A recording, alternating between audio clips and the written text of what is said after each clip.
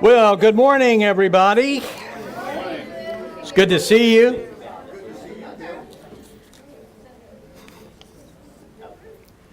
Welcome to the Center for Spiritual Living. Very happy that you are with us today.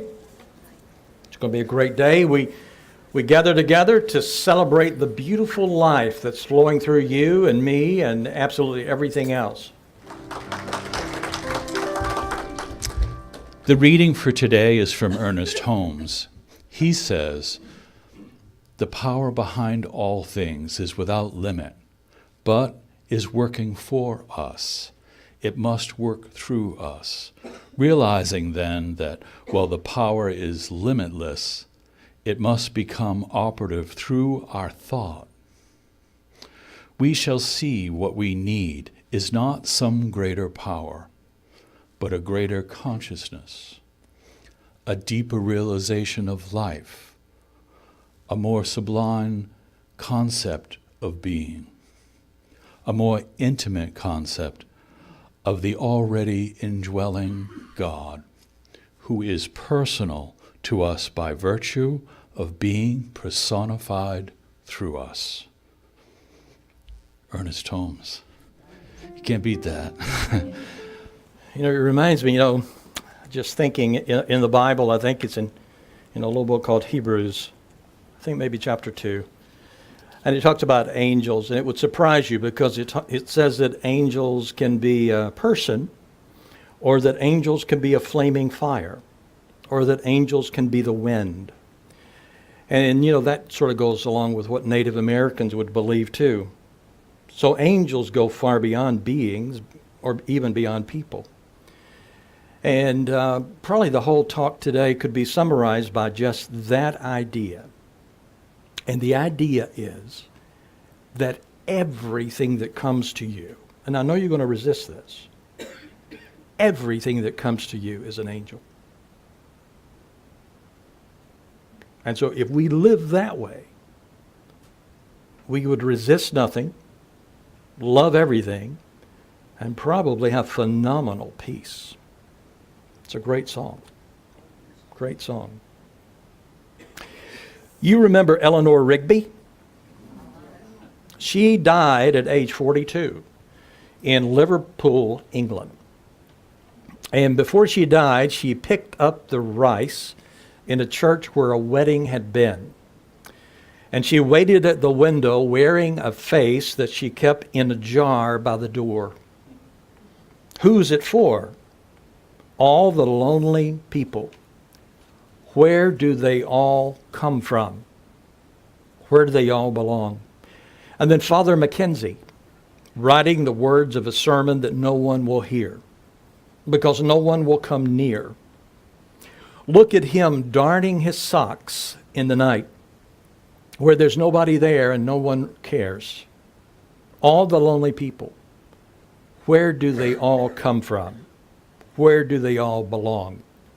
That's Paul and John's perspective and take on the human condition. Humanoids need tribes, someone said.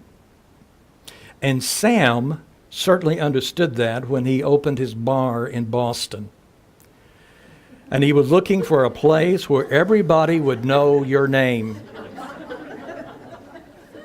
Some of you have been there. Without tribes, we become adrift, invisible, and incomplete.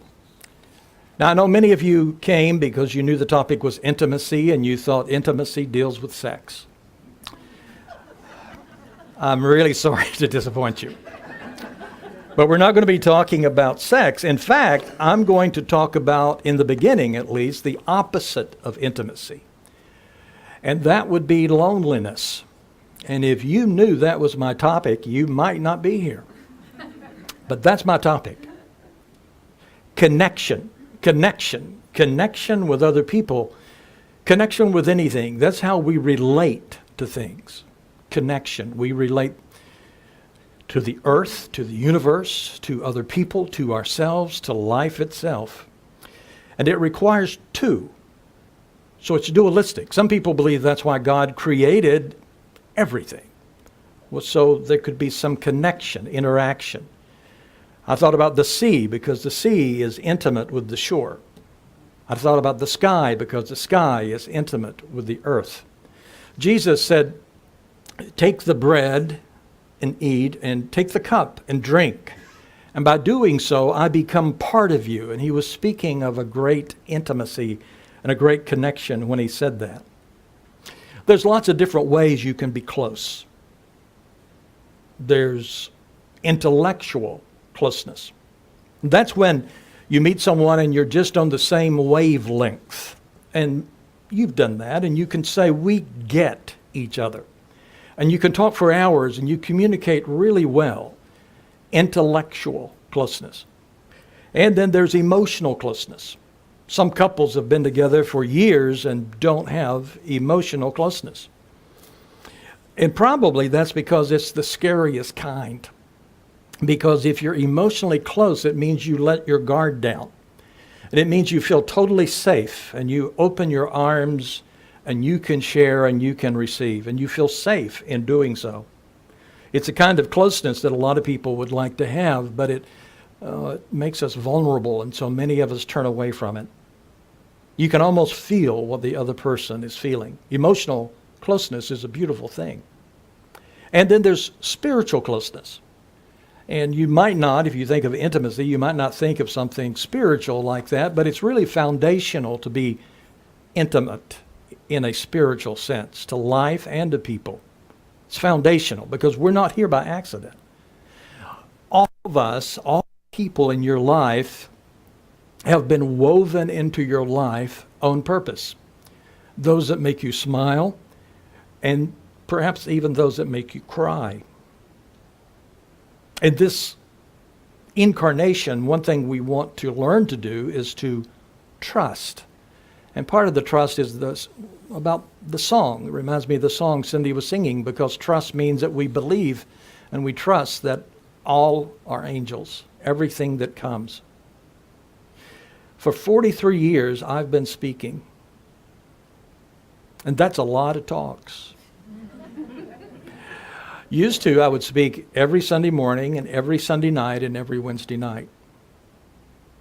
And, have a couple of weeks off during the year, and that's about it. Of those 43 years, I've talked about loneliness one time. This is the second time that I've talked about it.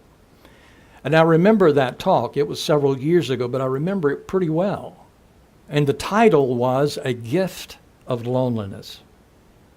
Before I gave that talk, I received a letter from someone. And it was a real letter because we didn't have emails at that time. And so it was a real letter that he sent to me. And I want to share that letter with you. He said, "Dear Bill, I know you're planning to talk about loneliness on Sunday. I wonder if you would like some thoughts from an expert. I heard you say being alone and being lonely aren't the same thing as you prepped us for the sermon last week. And I agree with that. In fact, the two aren't even related. A person can be alone without being lonely, and they can be miserably lonely and still not be alone. Alone is a state of the body. Lonely is a state of the heart. Alone is very often something that one chooses for oneself. It's like choosing peace and quiet, a time for contemplation and introspection, a regrouping of inner resources. Being alone is choice. Loneliness is a craving of the spirit for connection. Loneliness comes about because of a need to express to another joy and wonders at the good things that happened today, or to lighten by sharing the burden of the not so good things that happened. For me, loneliness is a need to be touched, he said, so you know that you are alive, to be acknowledged so that you know that you are real. Loneliness is a need for someone to hold, who in turn treats you as if you're special to them. Loneliness is an empty depression of the soul. Then he says, Loneliness is an empty depression of the soul that can't be alleviated by that self-talk of yours. Get over it, pull up your socks, and focus on the good stuff. That was something I was saying in those days. Then he says, thanks for listening. Hang in there, preach. Look forward to see what you come up with this time. P.S. Yeah, feel free to use this if you think it makes good fodder for a sermon. Just don't tell them who I am. They'd never believe it anyway. I am well hidden. That last line always, I tear up a bit because I know him, and he was well hidden. Some of you may be well hidden as well. Now, I'm not a man who has spent a lot of time alone. I've thought about it this week because if I'm doing a talk, I always like to feel the talk during the week. I study and I read and I think, but I so often experience during the week what I'm going to talk about, which sometimes can be fun and sometimes can be hell. So I thought about this. So I'm not a man who's spent a lot of time alone. I don't think I've lived completely alone for more than 2 or 3 years at a time. But that doesn't really matter because I still know a thing or two about loneliness. Because like he said, being alone and being lonely are not the same thing at all. Now, there's nothing wrong with being alone and choosing to live alone. I know lots of people that choose to be alone and to live alone. I know a number of ladies over the last several years who are, say, in their 60s, 70s, 80s, and sometimes older. And many of them have told me they prefer the solitude of being alone. And I've wondered if maybe they're rewarding themselves in a sense, because many of them have had years devoted to mothering and partnering. And mothering and partnering with others can really zap the energy sometimes. Because people borrow your energy and take your energy, and you end up feeling sort of empty at times.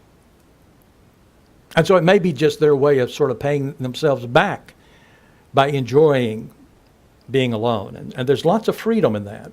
But being alone and being lonely is not the same thing at all. Now, as you know, anybody with others around them can be lonely, and you may be lonely right now because I brought up the topic and you might be feeling it. I'm talking to you, but I could be lonely myself in this moment, and you'd never know because I'm up here talking. And so it happens inside of us, and often no one else knows what's really happening and what's going on. I've noticed that those people who do live alone often develop really close and valuable friendships with others. I've seen that. I've seen them keep in touch with their children and their grandchildren, and they join organizations and they involve themselves in lots of other things. But then again, and I'll say it just one more time, and that is being alone and being lonely are totally two different things. Loneliness can happen to just about anybody. And it can be a gnawing pain inside. Even in relationships, and I've been in a few, even in being in a relationship now, but still, there are moments when loneliness comes, especially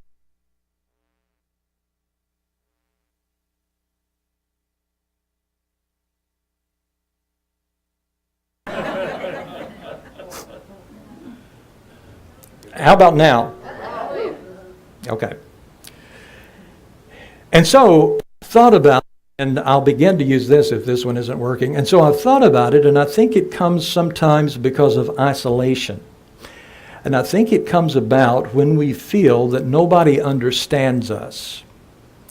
And it's too loud now, Jim is saying, Eva, so I'm sorry, a little bit down, but not too much. And so stood. Thank you very much. This is okay. So it comes with isolation. And it comes when we don't feel understood. And the truth is, sometimes we're not understood because we're not willing to speak the words.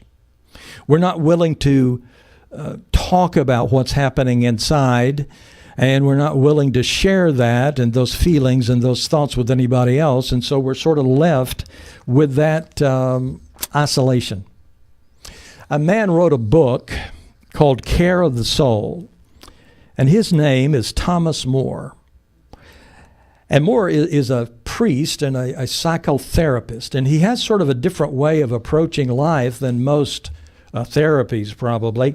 And in his book, he said this: loneliness is a symptom of soul pain.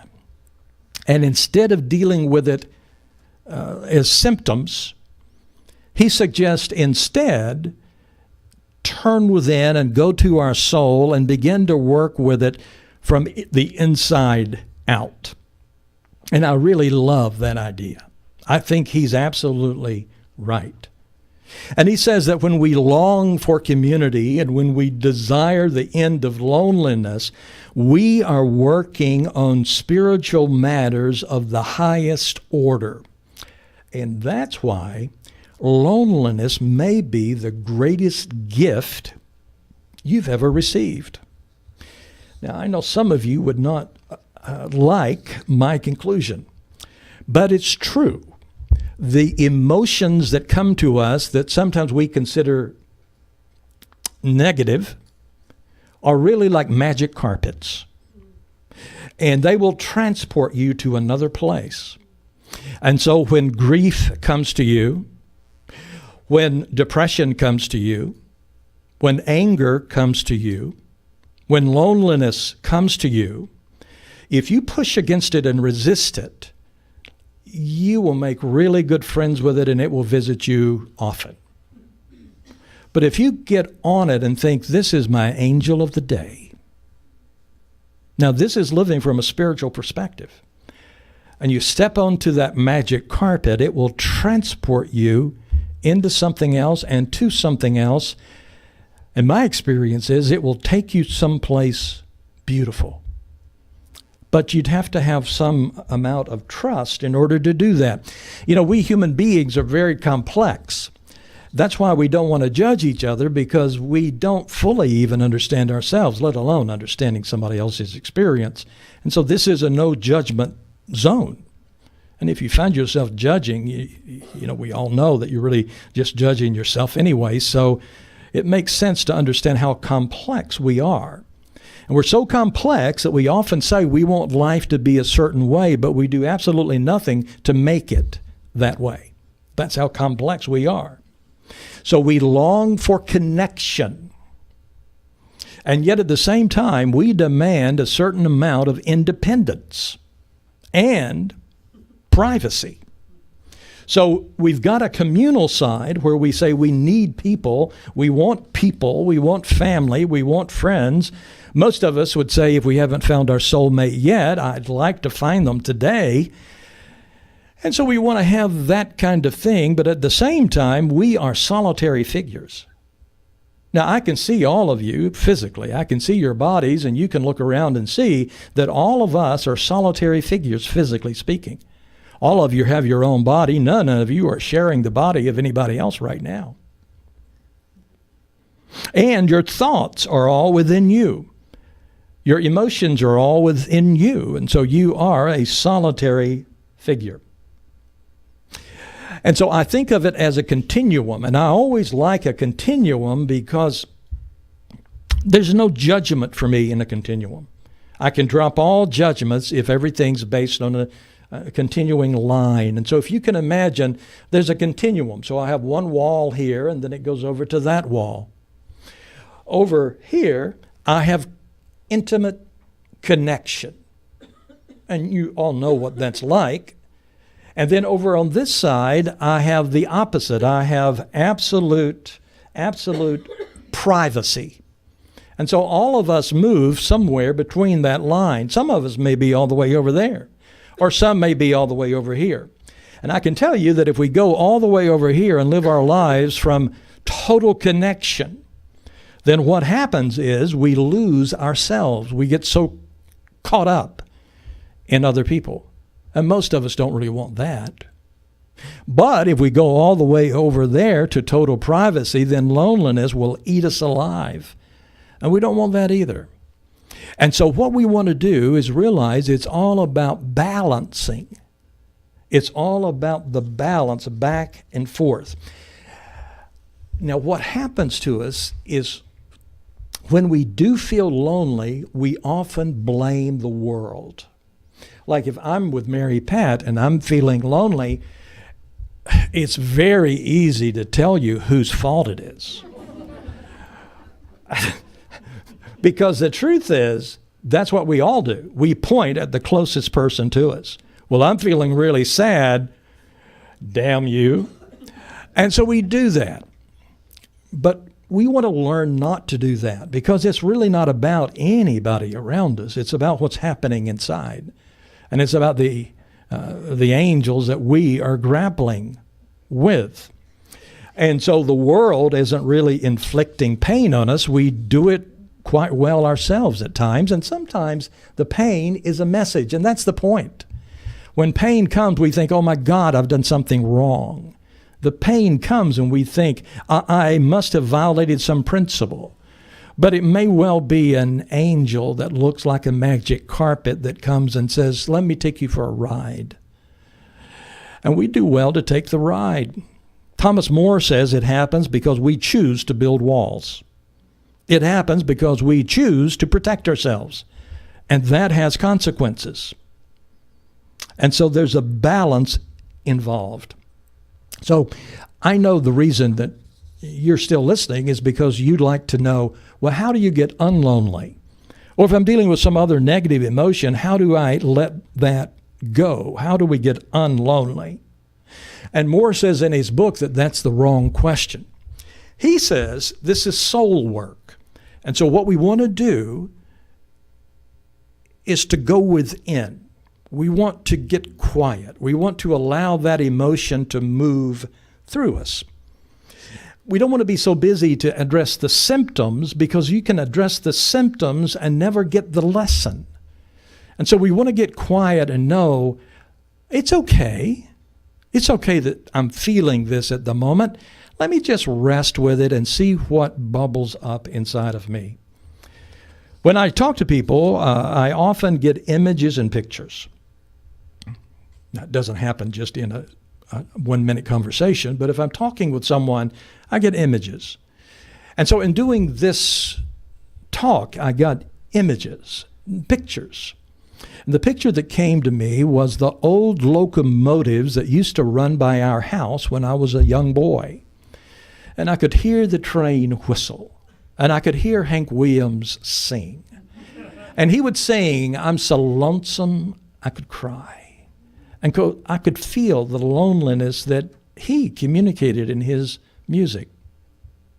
And so I thought, well, I should go with that idea. So my magic carpet became a train. And I thought, well, I want to ride this train.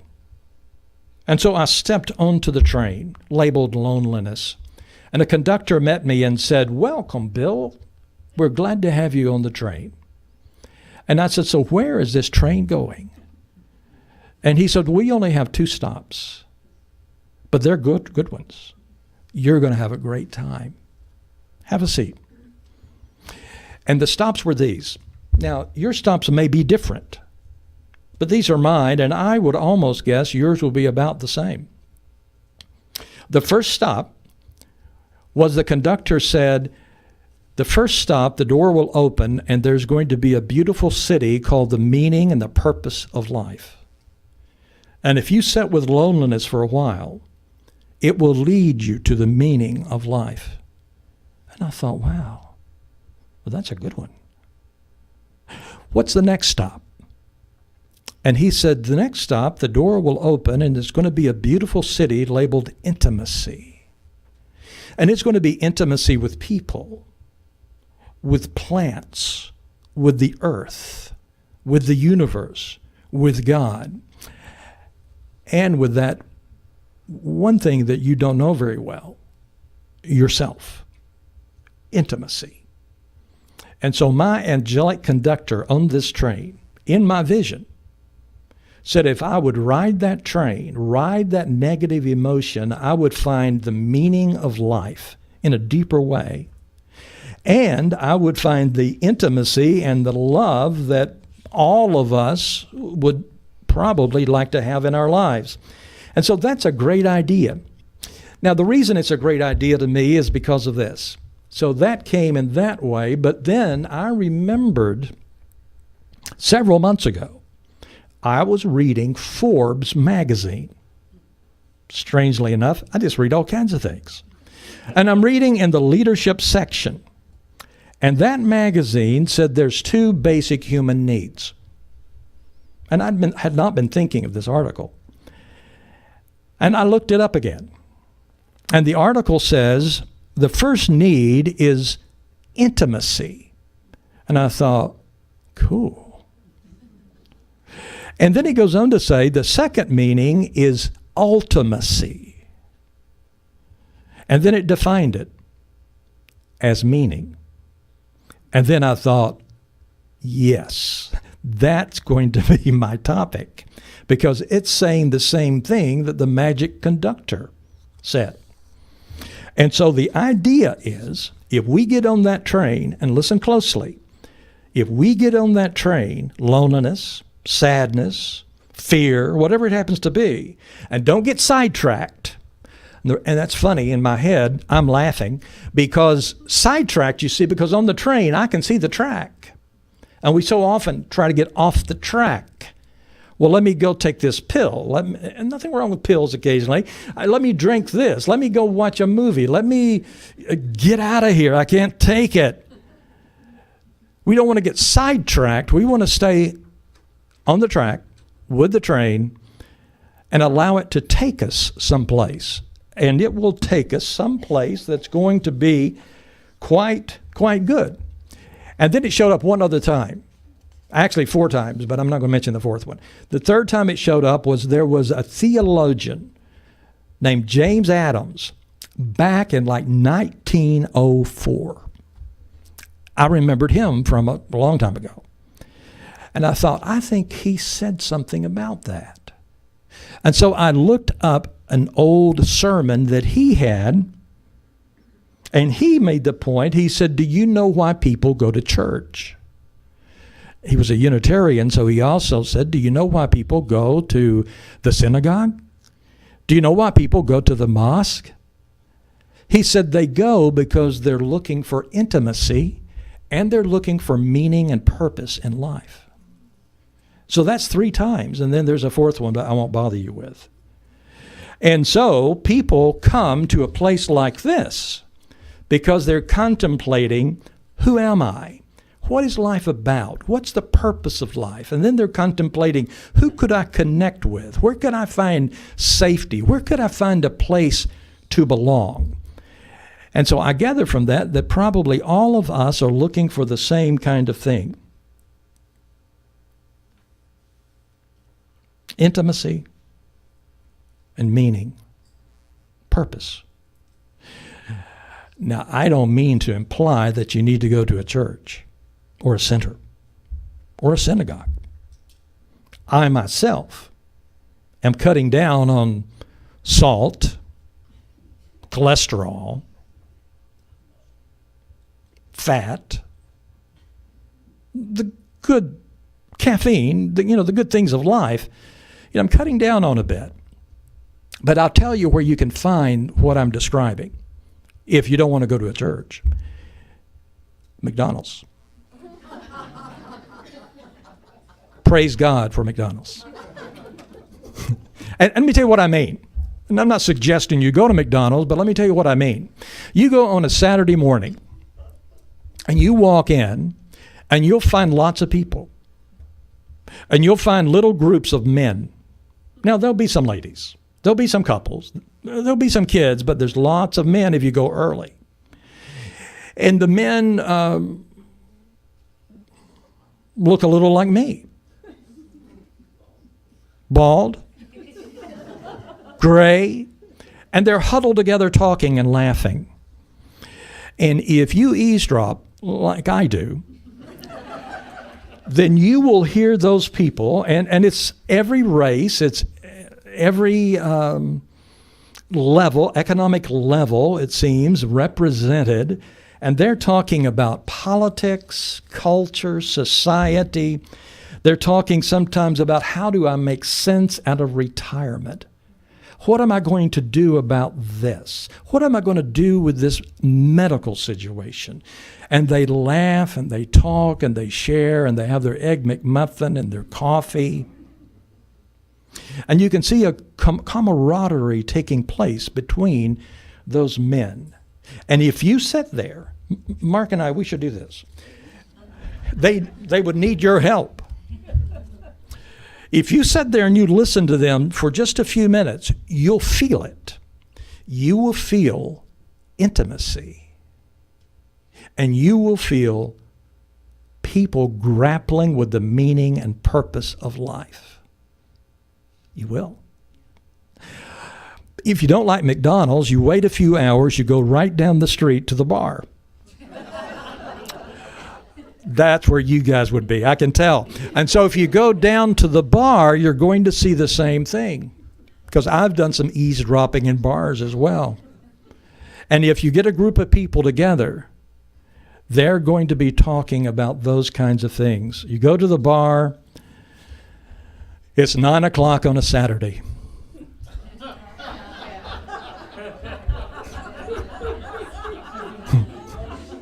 Karen, are you with me? The regular crowd shuffles in. There's an old man sitting next to me, making love to his tonic and gin. He said, "Son, can you play me a memory?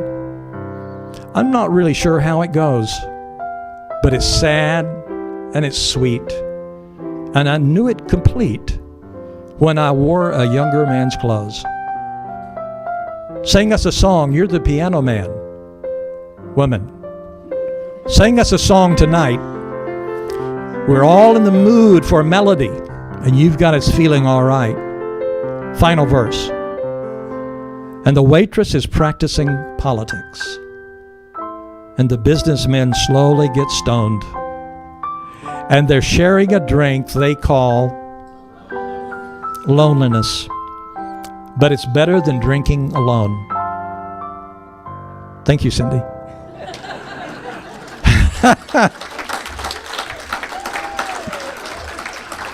And so you can find community anywhere, and you don't have to think alike to love alike. You remember Bob Dylan, the Nobel Prize winner?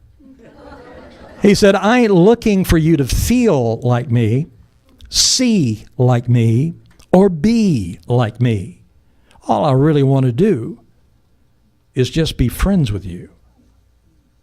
Community is a powerful thing. I think it's what all of us are looking for. You know, some of you are here for the first time, and if I were talking to you and I said, "So what brought you here?" You might say, "Well, the internet or an ad or a friend told me, or I was just stumbling down the road and walked in." But when we really look at it, some of you might say, "Well, you know, I'm here for intimacy. That's what I'm looking for. I'm here for meaning and purpose." And some of you have been coming here for a long time. And if I ask you, "So why did you come here today?" If you really get past all the noise, you see the answer may be very much the same. I'm looking for intimacy, deep sharing, meaning and purpose. So that's what unites all of us. It's pretty cool. Let's turn within.